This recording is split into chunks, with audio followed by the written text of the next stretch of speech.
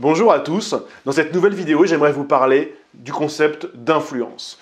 Que ce soit en prise de parole, mais que ce soit simplement dans nos communications habituelles, nous passons beaucoup de notre temps à influencer les autres de façon consciente ou inconsciente. Vous êtes à votre travail et vous devez vendre un produit, vous devez vendre une idée, vous devez défendre un projet, vous devez défendre un collègue, ou bien simplement vous devez convaincre les autres qu'il y a une magnifique pizzeria juste en bas de chez vous et que ce serait vraiment le meilleur endroit où aller manger ce soir. Dans nos communications, tout est souvent affaire d'influence. Alors je me rends compte quand je discute avec des gens que je peux coacher, à quel point ils n'ont pas réfléchi, conceptualisé les principes de l'influence et justement du coup ils n'auront pas pouvoir progresser pour influencer. Alors lorsqu'on prend la parole sur scène, et c'est là-dessus que je coach principalement, quand on prend la parole sur scène, il s'agit bien sûr d'influencer. Alors, pour y réfléchir, je voudrais vous inviter à une petite expérience en imagination. Imaginez que vous n'êtes pas à votre travail, vous n'êtes pas en train de faire ce que vous faites. Vous êtes le samedi après-midi, ce moment que vous attendiez pendant toute la semaine, et enfin, vous allez pouvoir vous poser sur votre canapé, vous vous êtes installé, vous avez pris un bon bouquin, une belle petite musique, ou bien votre série préférée, un petit coup de Netflix, et puis on est prêt, une boisson, un gâteau, enfin détendu. Et là, quelqu'un vient sonner à votre porte. Enfin, à votre porte. Au début, vous vous dites que c'est peut-être à la porte du voisin, mais cette personne persiste. Alors, elle vous dérange, il faut bien y aller. Vous vous relevez difficilement de votre canapé dans lequel vous étiez si bien, vous y allez, vous ouvrez la porte, et là, quelqu'un vous dit simplement « Bonjour, nous venons vous proposer une nouvelle solution fibre, machin truc bidule chouette, est-ce que vous auriez 5 minutes à nous accorder ?» Alors, peut-être que cette personne va réussir à vous vendre sa solution, ou peut-être que vous allez écourter tout de suite, parce que, voilà, vous êtes sûr que vous n'avez pas envie de passer ce moment avec elle.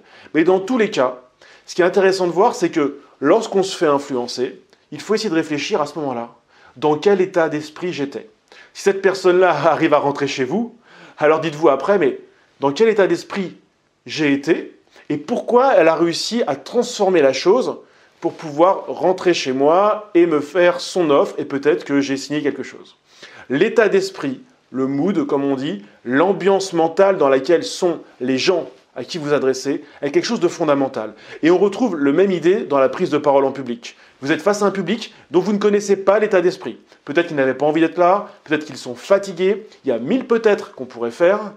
Et vous, si vous commencez directement à sortir vos idées, vos arguments, comme un vendeur pourrait le faire à ce moment-là, il y a des grandes chances que la porte vous soit claquée au nez. Souvent, on voit des gens qui prennent la parole et puis directement ils se lancent dans leurs idées, dans les arguments à défendre. Et puis après, quelqu'un d'autre prend la place, et lui va commencer par raconter une histoire. Il va commencer à faire un peu d'autodérision sur ce qui se passe dans la salle ou sur lui-même. Il va apporter quelques sourires. Il est en train, lui, de changer l'état d'esprit du public.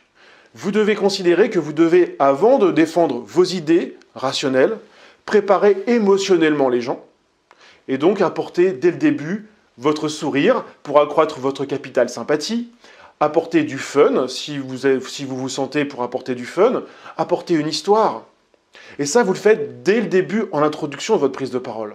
Et puis ensuite, tout au cours de votre prise de parole, vous allez ramener des petites choses aussi pour être sûr de garder, parce qu'il y a peut-être des gens qui vous écoutent et qui n'étaient pas du tout prêts à ça. Donc pour pouvoir les garder avec vous et qu'ils passent un moment agréable et qu'émotionnellement, ils se sentent en sécurité et en confiance, vous allez ramener aussi des petites touches, parfois d'autodérision, de prise de recul, des moments d'interaction avec une bonne énergie agréable avec ce public, peut-être en interpellant l'une de ces personnes gentiment pour la faire participer.